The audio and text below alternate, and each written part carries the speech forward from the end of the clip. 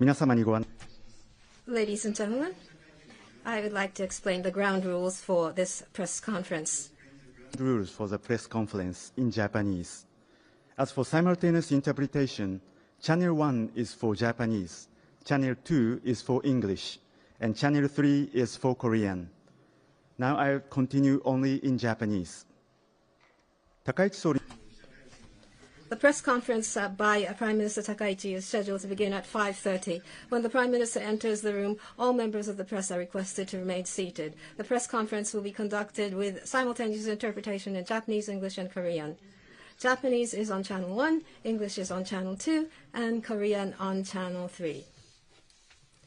The press conference will begin with opening remarks by the Prime Minister, followed by a Q&A session.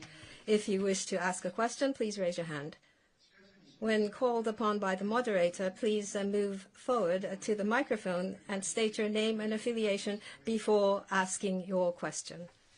Please limit your question to one per person and keep it clear and concise. After your question, please promptly return to your seat. After the press conference ends, please remain seated until the Prime Minister leaves the room. Please switch off your mobile phones or set them to silent mode. Please refrain from taking photographs from the press seating area as it may disturb other reporters. After the press conference, please leave the interpretation receivers on your seat before leaving. We appreciate your cooperation for the smooth conduct of this press conference.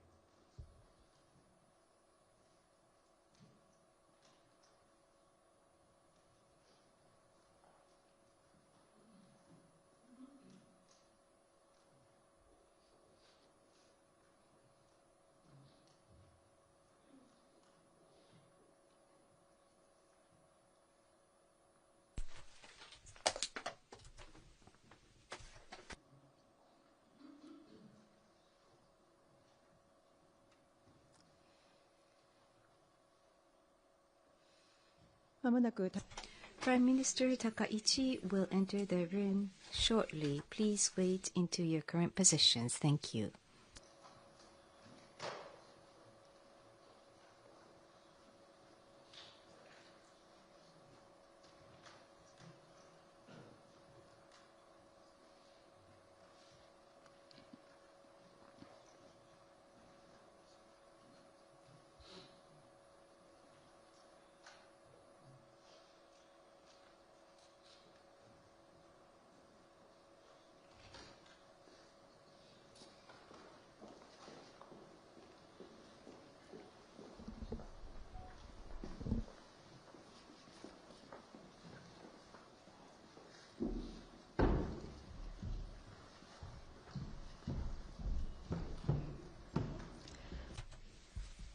We will now begin the press conference by Prime Minister Takaichi.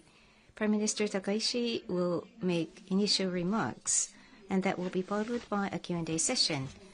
Prime Minister, the floor is yours. Thank you, and good afternoon. I wish to share with you my thoughts as this trip to Kyushu to attend the APEC Economic Leaders Meeting comes to an end. Today is the 12th day in office as Prime Minister. Since last week, events have taken place one after another with the ASEAN-related summits, President Trump's visit to Japan, and the APEC Economic Leaders Meeting as I dashed through the intense and meaningful week of diplomacy. During the series of diplomatic events, I was able to move forward the policies that I had placed on the agenda at the time of my appointment to the stage of implementation. Those policies include promotion and evolution of FOIP, free and open Indo-Pacific, to make the concept aligned with the times, elevating the Japan-US alliance to new heights, and establishing trust and cooperation with major regional countries through frank dialogue. In order to restore Japanese diplomacy that flourishes on the world's center stage, I have made a good start through bold steps.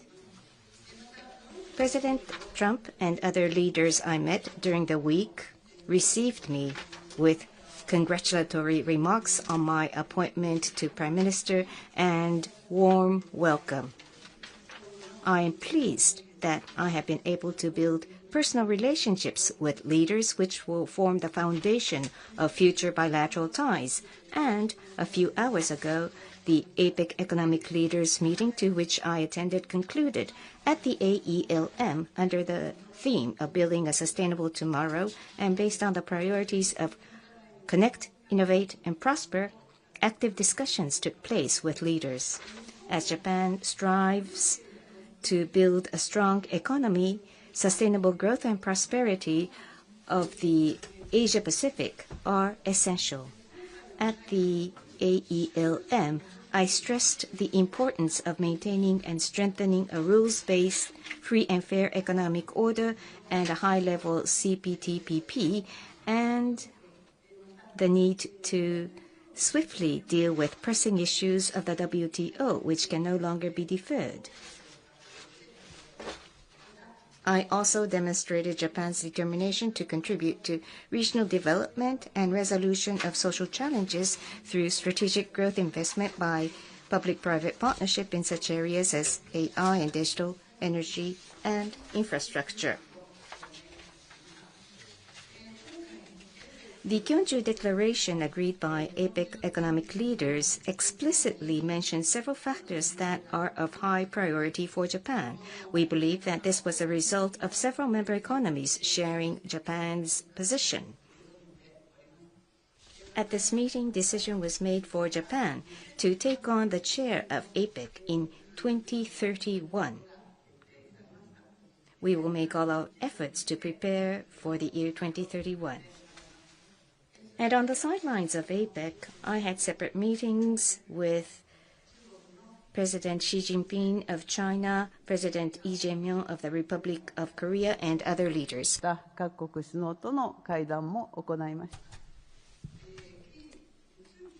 Between President Xi and I, we confirmed the broad direction of our bilateral relationship, namely the comprehensive advancement of a mutually beneficial relationship based on common strategic interests and the building of a constructive and stable relationship.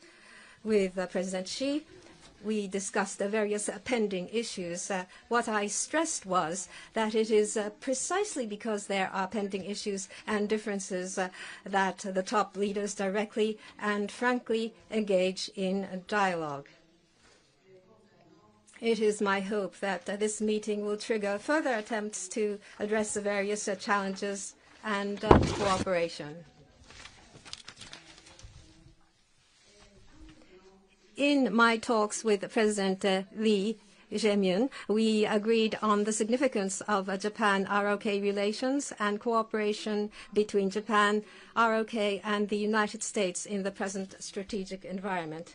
In particular, we confirmed that we will develop our bilateral relationship into one which is a future-oriented and stable, based on the foundation of Japan-Korea relationship, which has been built since the normalization of diplomatic relations between our two countries. To this end, we agreed that both governments will continue to closely communicate in the future as well, which includes the conduct of shuttle diplomacy. Aside from this, today I met with Prime Minister Carney of Canada and confirmed that we would further cooperate toward the realization of FOIP, or the Free and Open Indo-Pacific. We had a candid exchange of views on the current international situation. Now, next year marks the 10th year since Prime Minister Abe at the time initially advocated FOIP in 2016. The free and open and stable order, which we have become familiar with, is being significantly shaken, and more than ever, powerful diplomacy and security policies are necessary. I started with a visit to ASEAN, welcomed President Trump in Japan, and here in the ROK as well, I was able to engage in important diplomatic activities. But we have only started in our attempt to restore Japan's diplomacy, which flourishes on the world's center stage. It is my intention to address the issues of strengthening the U.S.-Japan alliance, which is now the greatest alliance in the world, cooperation with a broad range of partners for the realization of FOIP or FOIP, strengthening relationships of trust with the major counterparts of the region. With respect to each of these, I will make my utmost effort going forward based on the results of diplomacy achieved this time. This concludes my opening remarks. We now would like to accept questions from the journalists. First, we will give the floor to the Japanese press. Those with questions, please raise your hand.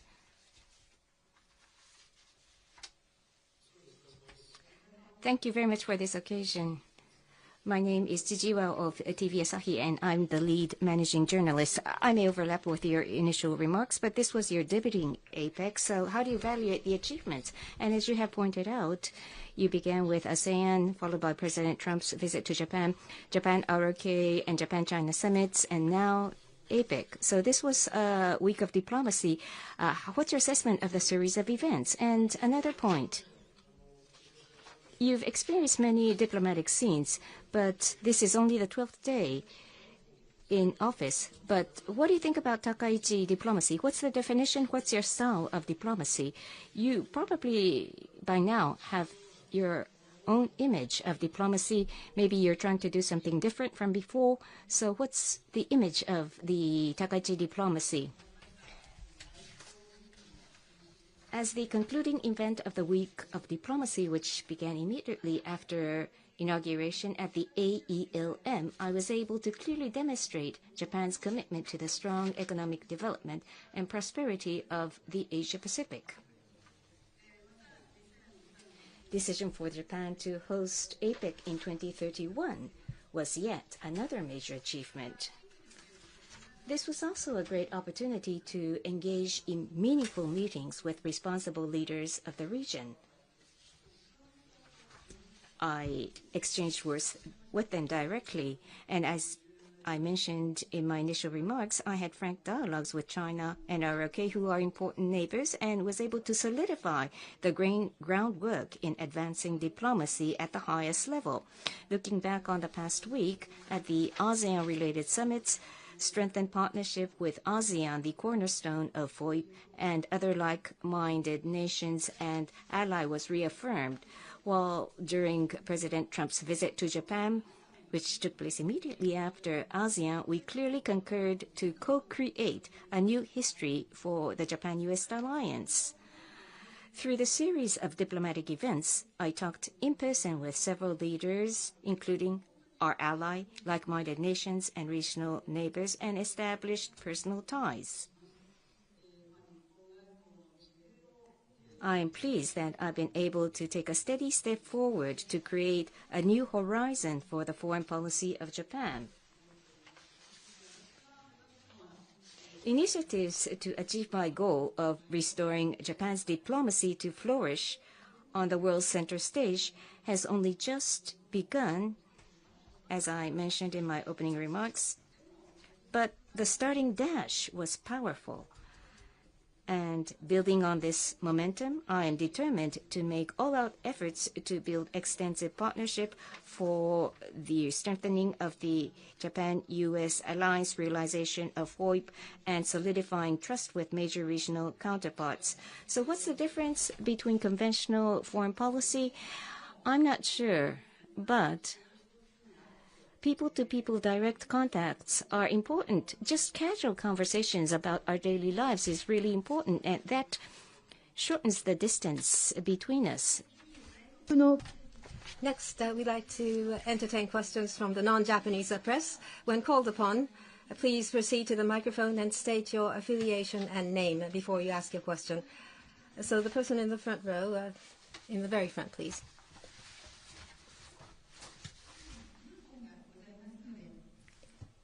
Prime Minister, there's a headphone, so please use the headphone for simultaneous interpreting. I'm from Reuters. 私はパク・ジュミンと申します。Park Jimin from Reuters. If I may ask my question in Japanese. Japanese or English is fine. Previously in July, with regard to the $550 billion of investment into the United States, you said that in light of a national interest, if you decide that it is not fair, you would ask for renegotiation. Between Korea and the United States, the trade agreement transpired, and between Korea and the United States, the trade agreement transpired, and the reduction in tariff amount is the same as Japan, but investment into the U.S. is smaller than that of Japan, and the profit split conditions are such that it's more favorable.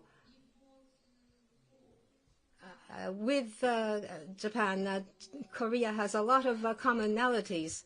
So in comparison with Korea, the tariff agreement between Japan and the United States, do you feel that this is fair? If there are inequalities or imbalance, will you be asking the United States for a revision? Would you propose that? Thank you very much. Between the United States and Korea, negotiations are such that it's an agreement with a third country. So I'd like to refrain from commenting on the nature of the comment or the assessment of the agreement. But my awareness is that between U.S. and Korea, it's not a situation where both sides have presented what is complete. So the accurate content and substance of this is unknown to everyone. The respective circumstances of each nation differs, so I do not think it's appropriate to make a simplistic comparison.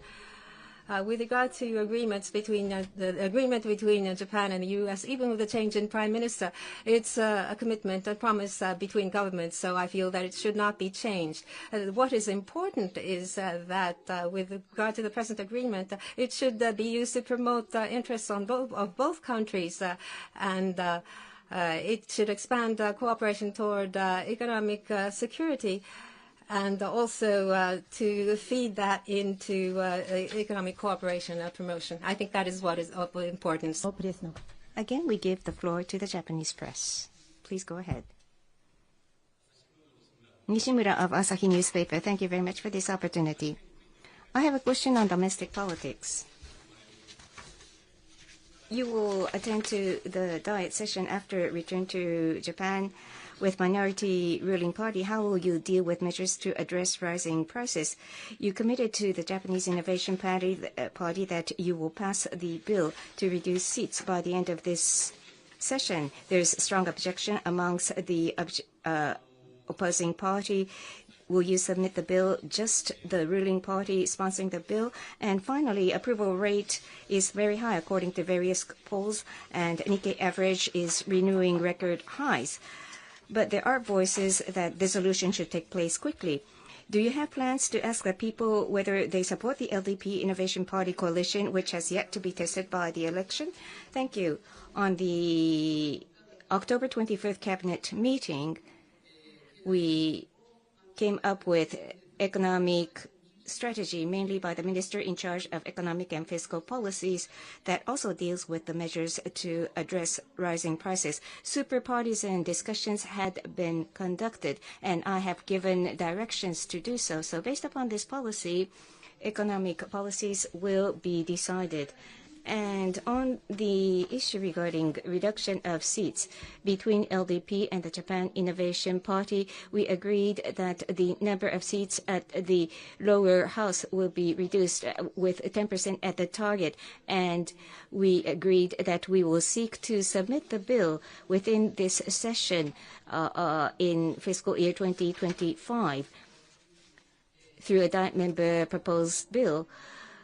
Now, each faction will discuss its views regarding these policies, so I will refrain from making comments on these issues from the perspective of the Prime Minister, but I'm also the president of the LDP, so in my such capacity in the agreement with the Japan Innovation Party, we agreed that it's important to gain extensive support to policy debate, and we agreed to discuss these issues with other parties as well. So based upon such agreements, we will engage in sincere discussions on these political matters. And on the trend with regards to equity prices and results of each poll taken, I will refrain from making any specific comments.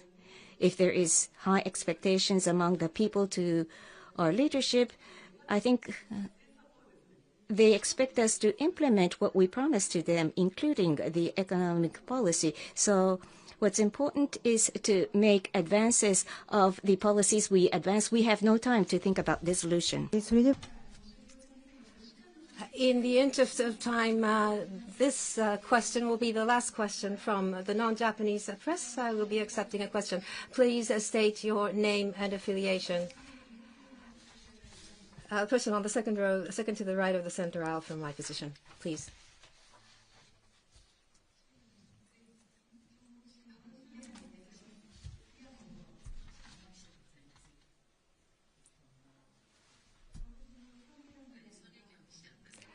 경북 일보 성애기운でございます. 개혁 신문でございます. 경주에 발걸음을 하셨습니다. You are in a historic city of Gyeongju.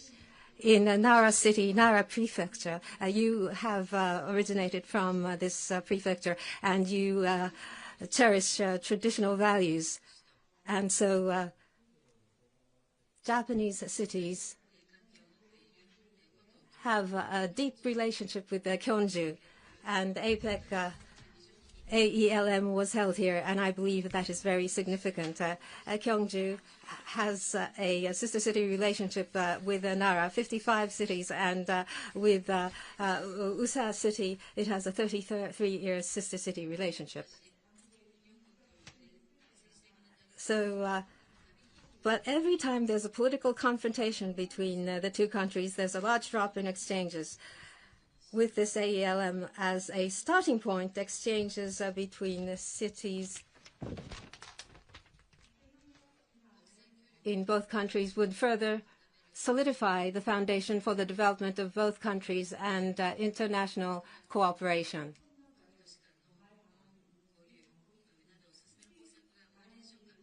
If Japan has measures to further advance its relations with Nara,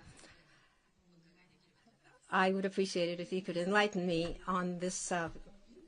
Thank you very much.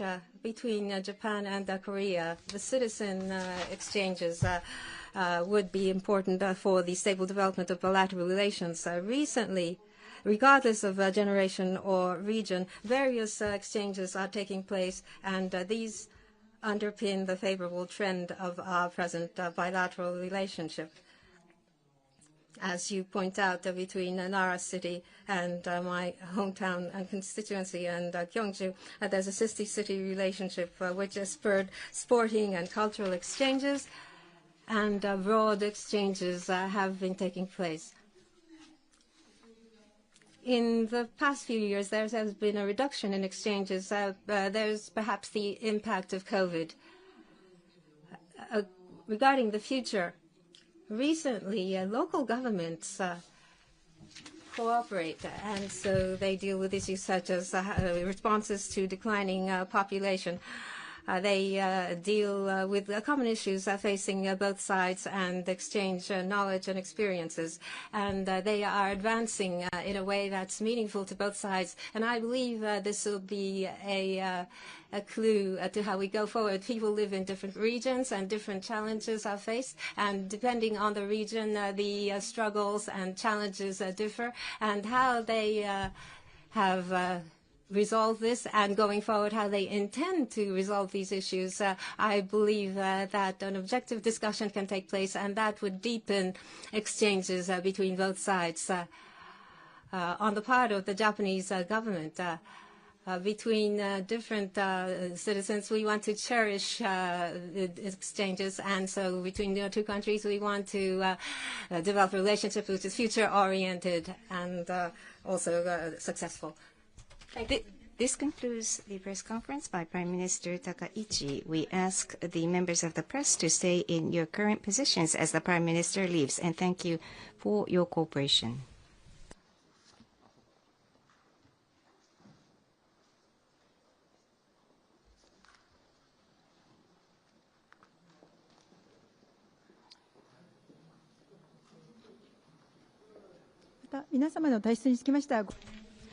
Please stay in your positions until we make announcements with regards to the timing of your departure, and we thank you for your cooperation.